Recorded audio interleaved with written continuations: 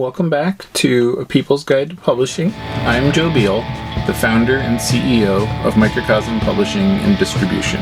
I'm also the author of A People's Guide to Publishing, which distills what I've learned from selling millions of books over the past 25 years. I'm Ellie Blue. I'm the editorial and marketing director here at Microcosm. We are an independent mid-list publisher based in Portland, Oregon, and Cleveland, Ohio. We have over 700 books, over 25 employees, and we make about 40 new books every year. And we distribute thousands of titles from other publishers. We started this podcast so that we can share what we've learned with newer publishers so that you can learn from our mistakes. Or maybe you just want to understand the publishing industry. This week, we are going to answer the question, how do I build a literary career? Such a good question. Mm-hmm. Where to even begin? And it's sort of the same way you become a publisher, or sort of the same way you do anything is, well, you know, honestly, some people aren't thinking at all in the long term, so it's good more so to think this way and to know what you'll be doing in a year or two, because, you know, it's like fine to write a book or two and like have that experience and bucket list kind of goal. But, you know, if you don't plan further out, the results of that are sort of inevitable. So what, I guess there's multiple reasons someone might want to have a literary career, and you would go about it differently. Yeah. You know, like, I feel like if you just want to, like, write books that are well received and have that satisfaction and have that, like, mark on the culture and that kind of community, that's one thing. But if you want to, like, make a living as a writer, that's another thing. Mm-hmm. And yeah, I was going to say, the thing I see most often is people that live somewhere where there are no jobs, and they sort of want to know, you know, so they see writing a book as a viable income stream. Their costs are lower, their expectations are lower, and they, you know, they really want to do it for the longer term. But also, like, what do you mean by literary? Like, I feel like literary is the kind of key word in this question, because, like, you can build a career writing books. Yeah. And the easiest way, as I learned as a freelance writer, to make a living writing is to write copy for companies. Mm-hmm. Like, write manuals, write their blog posts, write their social media posts, you could ghostwrite books for other people. Like, that is, I feel like, the clearest path to making a living as a writer. But to, like, have a literary career, I feel like that's just something very different. Well, let's approach it as, like, a writing career. A writing career. I feel like having another source of income is always good when you're, like, pursuing a writing career. Right, like a book writing career specifically, you know? Yeah. You know, because there's ways. And it is sort of the same way you approach a career as a publisher, which is ostensibly to have a reputation and something of a curriculum typically in one key subject area. And then, you know, or you could do something more along the lines of, like, what Mary Roach does, where she, you know, writes books like Bonk or, you know, Gulp, and, you know, she's essentially bringing, like, pop science to a new subject, you know. So rather than those books being shelved in biology or science or, you know, what have you, they're shelved with, you know, each other or with, you know, like pop culture or what have you, you know. So it's like that, or you, like, write spaghetti westerns as your... Yeah, or, like, write any kind of genre fiction. If you can, like, get a series going or a formula going, that can... Because, like, what you have to do to make money writing these days is be very prolific. Yeah, inconsistent. Like, yeah. Not just in quality, but in, you know... So, like, your next book has to be of interest to your previous book, or you're basically starting over every single time.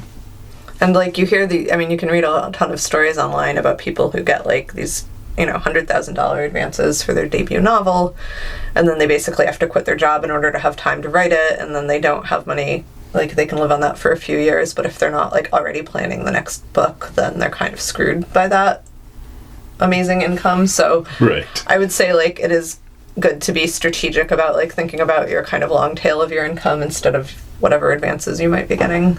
Yeah.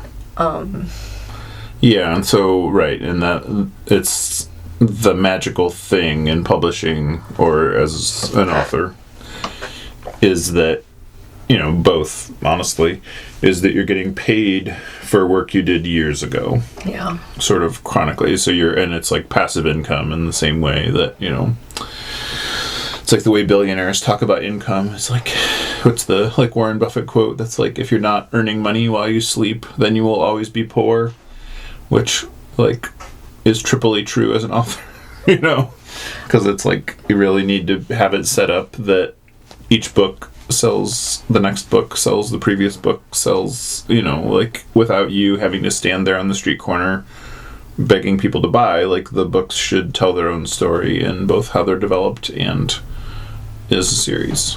And I feel like it's also really good to diversify your income sources from your writing, even if you're just writing and you're not like making public speaking fees or like selling your books at book fairs yourself or having craft spin-offs or whatever. Like, it's really, like, I think I was inspired by the science fiction author N.K. Jemisin, who, started writing her best-selling novels, like, in her spare time after her full-time job, and then started a Patreon. Once her books became very popular, which took a few years, she started a Patreon, and then I think the Patreon was what gave her, like, the security, aside from the, like, what advance will I get for the next thing and how long will it last, and to, like, quit her job and write full-time, which, of course, so you kind of have to, like, build this little house of cards, I guess. Mm-hmm. Mm-hmm. Yeah, and most of the people that I know who do it full-time, it is a series of, I get $200 a month from this place, and $400 a month from this place, and $300 a month from this place. And with these 14 different, like, pretty reliable streams, like, it's enough to make a living on. Welcome to the literary world. Yeah. And, and so this is why the vast majority of people that you can think of, even like people that you would think of as like household names or very successful or even, dare I say, famous, are people that like make a living as a teacher. Yeah, or they're just scraping by, but they love what they do. Yeah. There's something to be said for that too. Oh yeah. I mean, and there's nothing wrong with being a teacher. It's just, like often something that has to be done in addition to writing and researching. And, I mean, I guess that's like how I put it, like as an author, I work 8 hours a day and then I write in my free time. I write after work, I write before work, even though there is, you might have trouble finding the, like, where one ends and the other begins, but I think it's a little, honestly, like, if we're getting to the time management part of this career, I think it's almost easier to have tons of constraints on your time available for writing because it forces you to actually do it. Yeah. It's amazing what you can fill 8 hours with when you're like, my full-time job is to write, and none of it is writing. Yes, the cleanest fridge, the best walked dog, yes. The most social media posts. Don't do that. And so that, so essentially, yeah, right, starting with an open slate is like starting with a blank page. It's just like a lot more difficult than when you like really want it and you're eking it out at every second interval you can get. Thanks for joining us once again.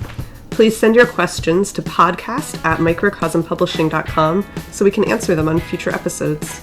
And please give us 5 stars on iTunes and everywhere else that podcasts are reviewed. You can find us on the internet at microcosm.pub. On Twitter at Microcosm. On Facebook at Microcosm Publishing. On Instagram at Microcosm_pub. And here in Portland, Oregon on North Williams Avenue. Thank you so much. Have a wonderful week.